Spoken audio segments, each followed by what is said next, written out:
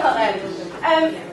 Hi, hello everybody. I'm Laura Sutherland, or at Laura_Suz. Apologies if I should know you because I've spoken to you on Twitter, but I don't know what you look like. It's one of the weird things about today. I'm a badger on Twitter, so none of you know what I look like. I should say first of all, I feel well and truly out of my depth. I'm an English teacher, and I'm just trying to do stuff in my classroom that I think is good, and I hope that the kids think is good, and I feel like I'm going on a sort of journey every day with them.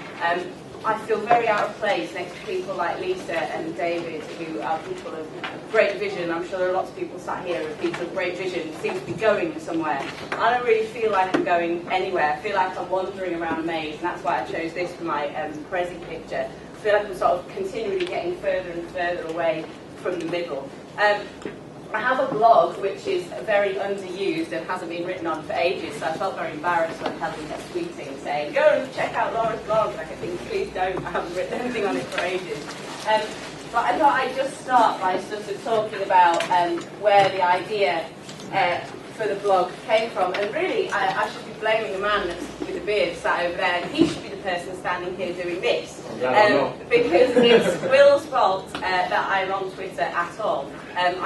Will arrived at our school as new head of geography, and we got chatting, and he said, oh, have you been on Twitter? And I previously sort of looked at Twitter, and I don't really understand it, all the conversations are backwards, and why? And I thought, oh, I'll give it a go. And I did a couple of the Thursday night Ed chats and some Ing chat stuff, and followed a few people, and suddenly my entire weekly outlook changed, because I got away from that kind of menopause corner in the staff room, which is not a female-only territory. In fact, it's mostly a male territory at our school, which is that place where teachers sit and whinge about how crap our job is and how crap life is. And it just made me feel miserable. And suddenly there was this community of people who were shouting about how great our job is, and shouting about good things that they were doing, and wanting to get better at them. So I started this blog, and it's called 300,000 Questions. So I thought I'd start by telling you why. It's about this. It's about this. For those of you who are English teachers, or just might know anyway, Alan Alberg wrote a poem called Please Mrs. Butler, which starts, please Mrs. Butler, this boy Derek Drew keeps copying my work list. What shall I do? And the teacher says, oh, go and sit in the hall, dear. Go and sit in the sink. Take your books on the roof, my lamb. Do whatever you think. And it goes on. And when Alan Alberg wrote this poem, he said that he wrote it because of this reason, that it had something to do with the psychological state of teachers. And he added up that if roughly the number of questions every child would ask a teacher over the course of a day, a week, a month, and a year, and he reckoned that added up to 30,000 questions a year that you would get asked, and this explains why we're all mental.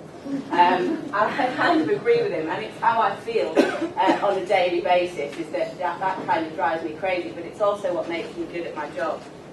So I wanted to talk to you really about things that I've stolen. This is called The Beginning is a Bad Place to Start, ideas that I've stolen. And I have stolen almost everything. And give you some hints of people I've followed on Twitter that have really helped me. And the idea came from when I was first in teaching.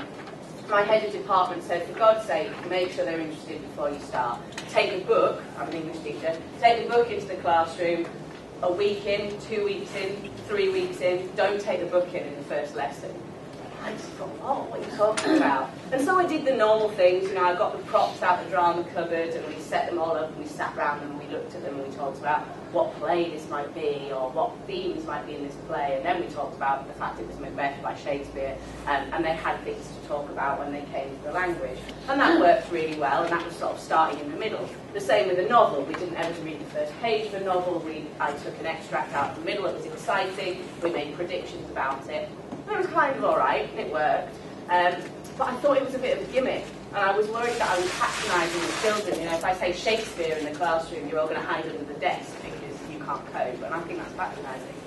But actually what I didn't realise then, 8 years ago, was that actually I was beginning this sort of journey into inquiry-based learning, and this kind of belief and love of the kids driving what they're doing, and it not being me talking all the time, you know, the kind of magic 80% then 20% youth ratio, which I think is really hard as a teacher, because you're constantly fighting the urge to tell them what you think you want them to know, or what they should know, or you're fighting that dreadful thing of, God, they've got to sit an exam, and if I don't tell them this, they might never write it in the essay, and then if they don't write it in the essay, they might never get the C, or whatever.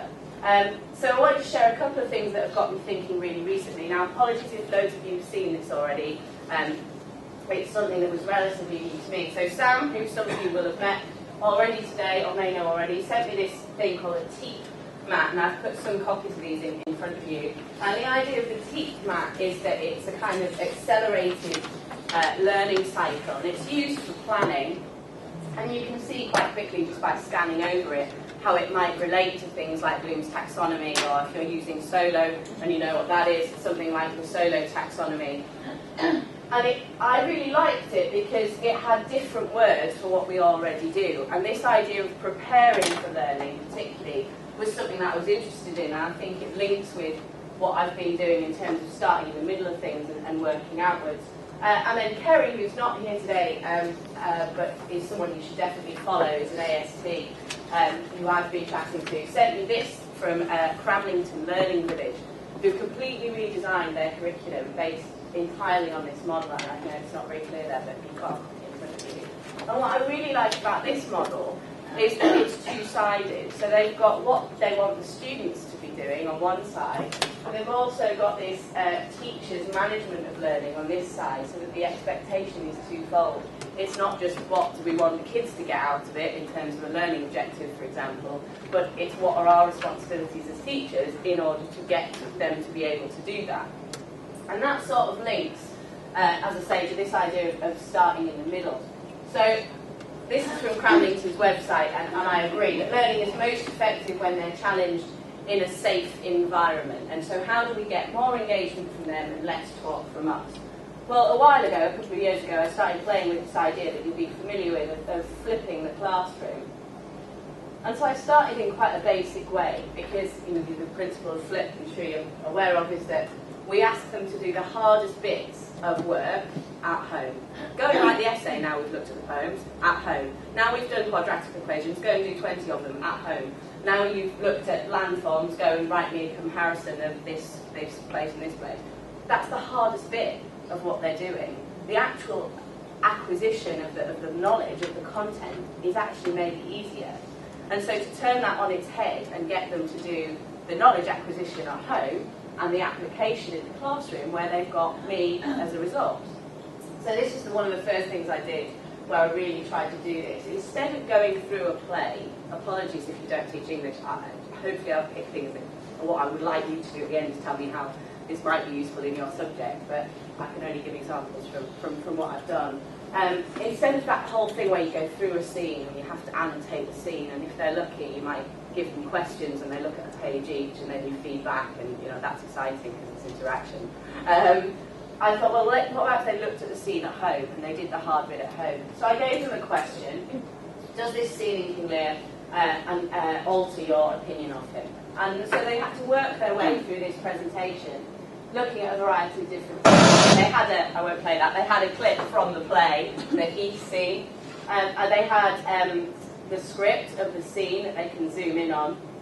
They had a picture of Ian McKellen playing the role and a question about that picture. They had some resources from the RSC that they could explore themselves and use what they wanted. They had some analytical resources to help them with language. They had a little start on context, but not a whole great grid of facts. And then they had some further reading as well. So the weakest kids in the set did exactly as it said on the tin. They followed every step, they got the information they wanted, and they came to the lesson with stuff to say. The ones who were able or were just keen took that as a starting point and went much further. And